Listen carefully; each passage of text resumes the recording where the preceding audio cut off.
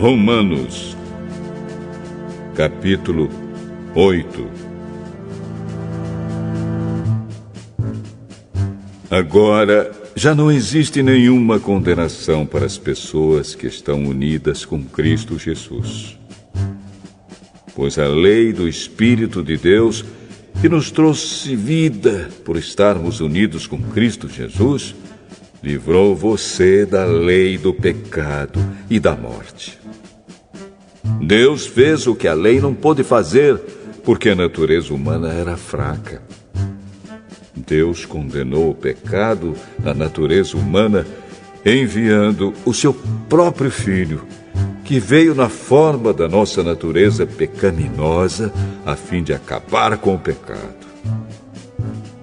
Deus fez isso para que as ordens justas da lei pudessem ser completamente cumpridas por nós, que vivemos de acordo com o Espírito de Deus e não de acordo com a natureza humana. Porque as pessoas que vivem de acordo com a natureza humana têm a sua mente controlada por essa mesma natureza. Mas as que vivem de acordo com o Espírito de Deus têm a sua mente controlada pelo Espírito. As pessoas que têm a mente controlada pela natureza humana acabarão morrendo espiritualmente. Mas as que têm a mente controlada pelo Espírito de Deus terão a vida eterna e a paz.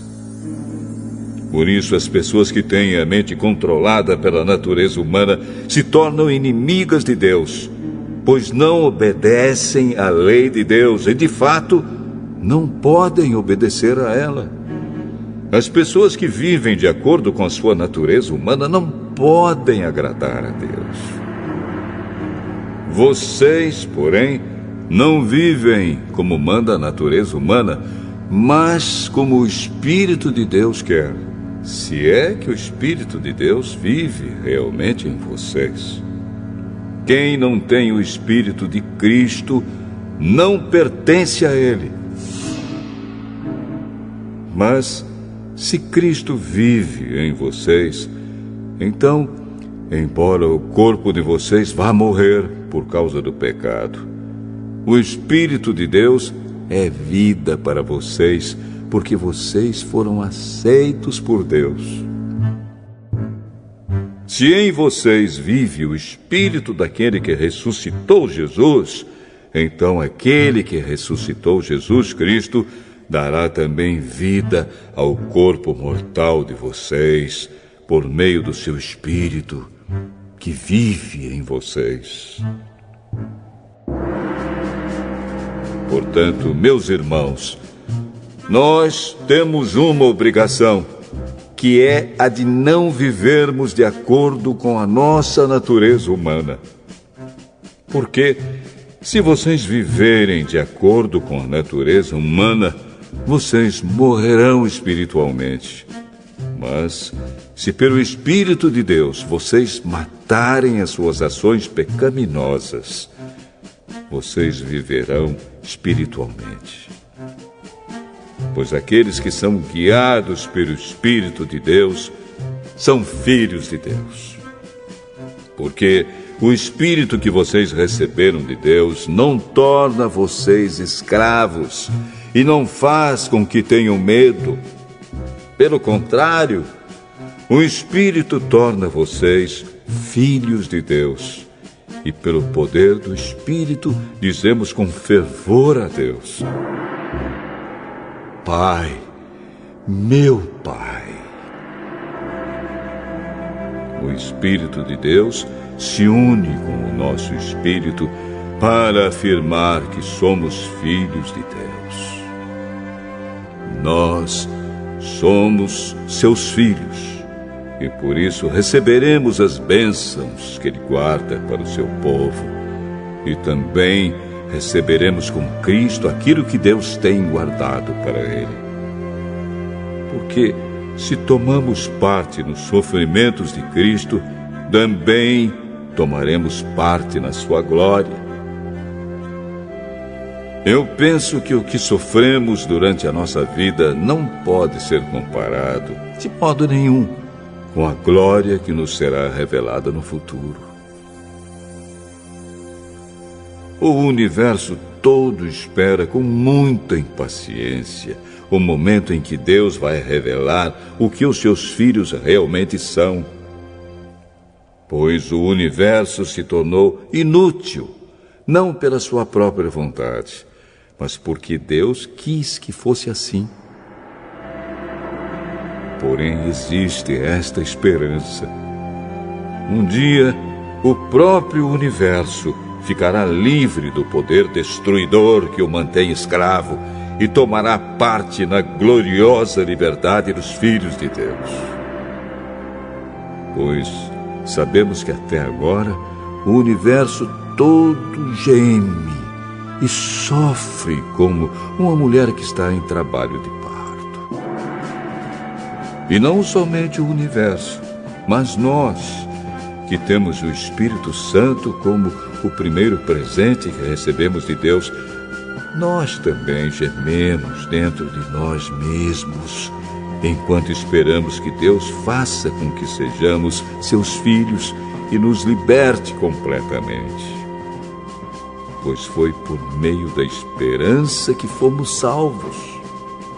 Mas, se já estamos vendo aquilo que esperamos, então isso não é mais uma esperança. Pois quem é que fica esperando por alguma coisa que está vendo? Porém, se estamos esperando alguma coisa que ainda não podemos ver, então esperamos com paciência. Assim também, o Espírito de Deus vem nos ajudar na nossa fraqueza. Pois não sabemos como devemos orar, mas o Espírito de Deus, com gemidos que não podem ser explicados por palavras, pede a Deus em nosso favor.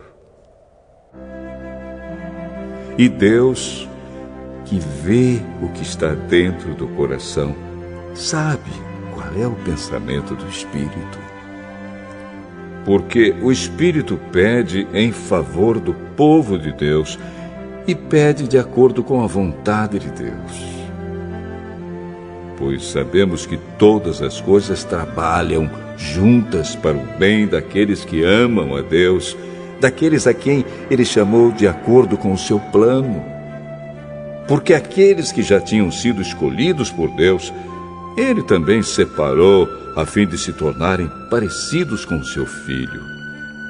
Ele fez isso para que o Filho fosse o primeiro entre muitos irmãos. Assim Deus chamou os que havia separado. Não somente os chamou, mas também os aceitou. E não somente os aceitou, mas também repartiu a sua glória com eles. Diante de tudo isso, o que mais podemos dizer? Se Deus está do nosso lado, quem poderá nos vencer? Ninguém! Porque Ele nem mesmo deixou de entregar o próprio Filho, mas o ofereceu por todos nós. Se Ele nos deu o seu Filho, será que não nos dará também todas as coisas? Quem acusará aqueles que Deus escolheu? Ninguém! Porque o próprio Deus declara que eles não são culpados. Será que alguém poderá condená-los? Ninguém! Pois foi Cristo Jesus quem morreu, ou melhor, quem foi ressuscitado e está à direita de Deus. E Ele pede a Deus em favor de nós. Então, quem pode nos separar do amor de Cristo? Serão os sofrimentos, as dificuldades, a perseguição, a fome, a pobreza, o perigo ou a morte? Como dizem as Escrituras Sagradas, por causa de ti estamos em perigo de morte o dia inteiro. Somos tratados como ovelhas que vão para o matadouro. Em todas essas situações, temos a vitória completa por meio daquele que nos amou. Pois eu tenho a certeza de que nada pode nos separar do amor de Deus. Nem a morte, nem a vida, nem os anjos, nem outras autoridades ou poderes celestiais, nem o presente, nem o futuro, nem o mundo lá de cima, nem o mundo lá de baixo.